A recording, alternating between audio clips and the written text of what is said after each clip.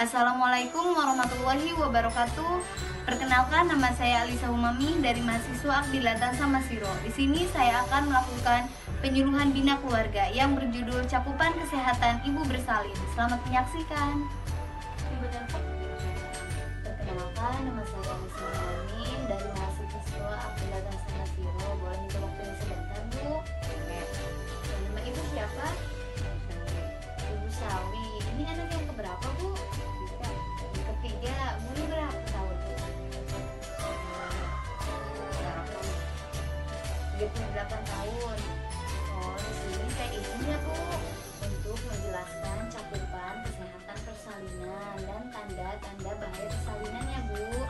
Di sini saya membawa leaflet. Ibu boleh lihat, Bu. Bisa nggak, Bu, saya bukain ini nih?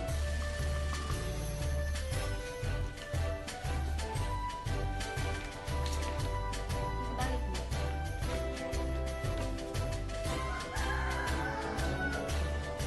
Di sini saya pertama-tama akan menjelaskan tentang persalinannya dulu ya, Bu. Di sini ada pengertian persalinan adalah proses pembukaan dan menyusui janin dan janin turun ke dalam janin lahir. Persalinan normal adalah proses pengeluaran janin yang terjadi pada kehamilan cukup bulan 37 sampai 42 minggu ya, Bu. Lahir spontan dengan presentasi belakang kepala tanpa komplikasi baik ibu maupun janin. Pas anak pertama sama yang kedua itu melahirnya normal apa gimana, Bu? Normal maupun janin. Pas anak pertama sama yang kedua itu melahirnya normal apa gimana, Bu? Normal. Iya, normal. Terus di sini juga ada tanda-tanda persalinan. Persalinan berbeda-beda pada tiap ibu ya, Bu. Namun ada beberapa tanda yang dapat membantu ibu mempertahankan kapan ibu ini akan melahirkan. Ibu udah tahu belum kapan melahirkannya, Bu? Belum dikasih tahu sama bidannya. Pas pertama kali hamil dikasih tahu nggak, Bu? Diperiksa nggak? Diperiksa. Ibu lupa kayak. Terus ada yang disebut kontraksi Braxton Hicks atau kontraksi tersebut tidak menyebabkan lahirnya bayi. Menjelang persalinan akan terjadi kontraksi yang otot-otot rahim yang menyebabkan bayi lahir. Ibu disebut his. His pada bulan terakhir kehamilan akan terjadi beberapa kali. Jadi misalnya kalau ibu mau melahirkan, ini ada yang mulus aja mulus. Jadi ibu jangan khawatir ya, Bu.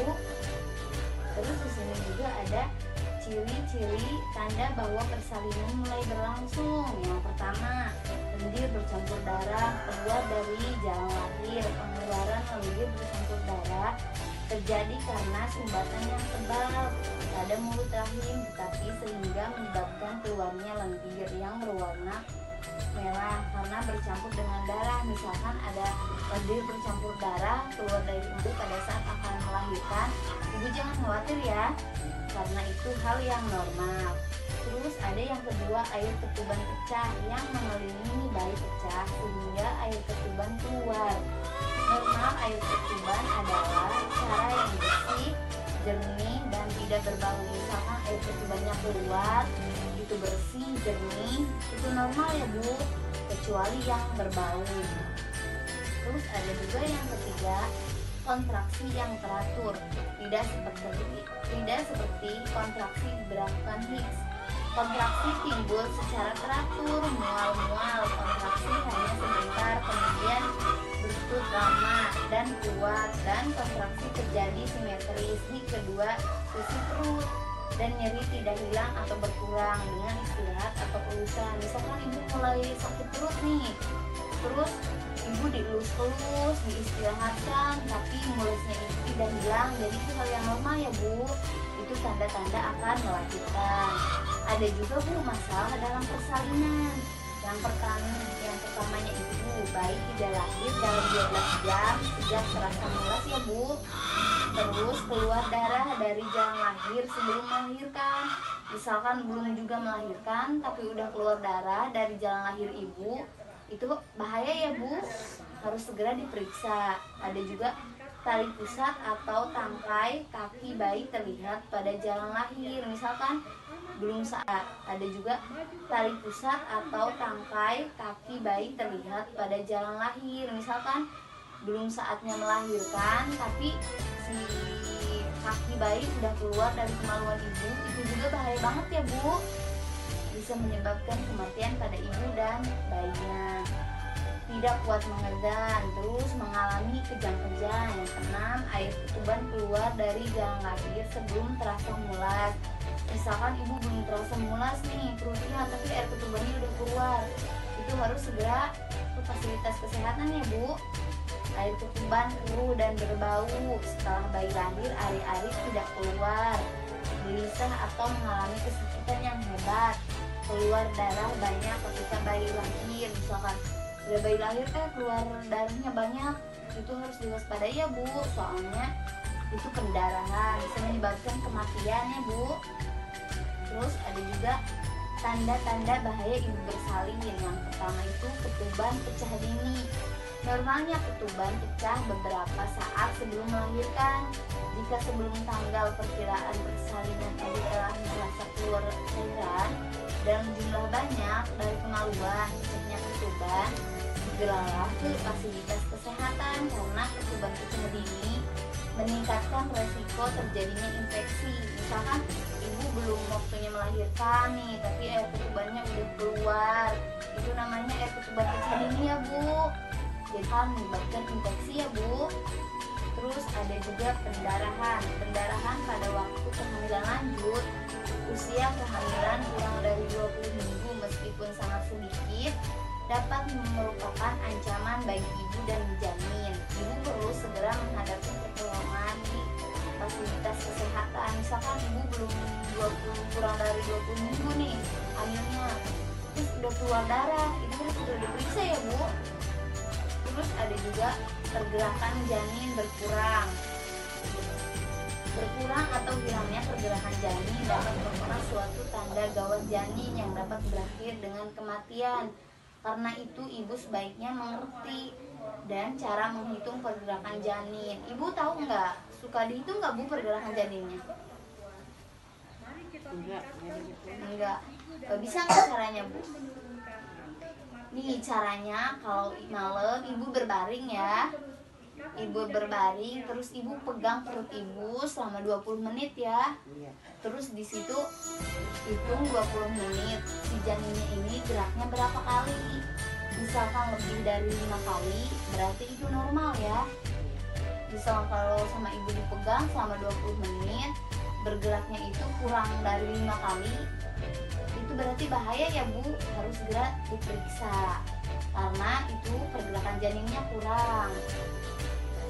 Terus ada juga yang terakhir, tekanan darah meningkat, pak pada kaki yang tidak hilang setelah diistirahatkan, bengkak pada punggung, tangan, bengkak pada kelopak mata, bagian tubuh lainnya segera hubungi ke fasilitas kesehatan. Misalkan kaki ibu bengkak, tangan, muka, setelah diistirahatkan sama ibu itu nggak hilang-hilang, jadi itu harus segera diperiksa ya Bu. Ya, takutnya terkena preeklamsi atau keracunan kehamilan, takut si bayinya itu keracunan Bu. Ya ngerti nggak Bu? Terus di sini juga ada persalinan tidak ditolong oleh petugas kesehatan. Ibu pas pertama hamil ditolongnya oleh bidan apa dukun? Bidan sama dukun, dua-duanya gitu ya Bu.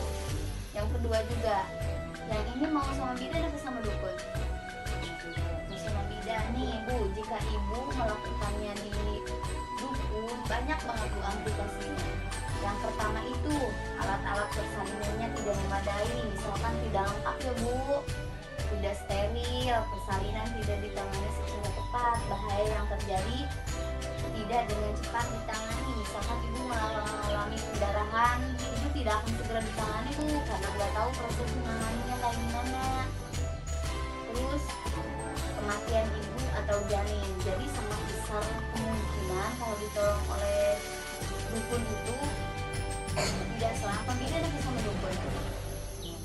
Sama bidan nih Bu. jika ibu melakukannya di dukun, banyak banget Bu aplikasinya. Yang pertama itu alat-alat persalinannya tidak memadai, misalkan tidak lengkap ya Bu, tidak steril, persalinan tidak ditangani secara tepat, bahaya yang terjadi tidak dengan cepat ditangani. Misalkan ibu mengalami pendarahan, itu tidak akan segera ditangani Bu, karena nggak tahu proses menanganinya kayak gimana. Terus kematian ibu atau janin, jadi sangat besar kemungkinan kalau ditolong oleh dukun itu tidak selamat ya Bu, jadi harus ditolong oleh bidan. Ibu ngerti? Terus ada juga persiapan persalinan dan kegawat daruratan. Ibu udah menyiapkan baju atau popok bayi belum? Udah. Terus kendaraannya udah disiapkan Bu buat menyiapkan persalinannya? Udah. Uangnya udah disiapkan Bu? Udah. Berarti udah lengkap ya Bu? Ya. Kalau gitu udah ya Bu, tadi yang saya jelaskan Ibu udah mengerti. Ada yang mau ditanyakan nggak Bu? Nggak ada. Kalau nggak ada yang ditanyakan, semoga apa yang saya sampaikan semoga bermanfaat ya Bu. Makasih atas waktunya.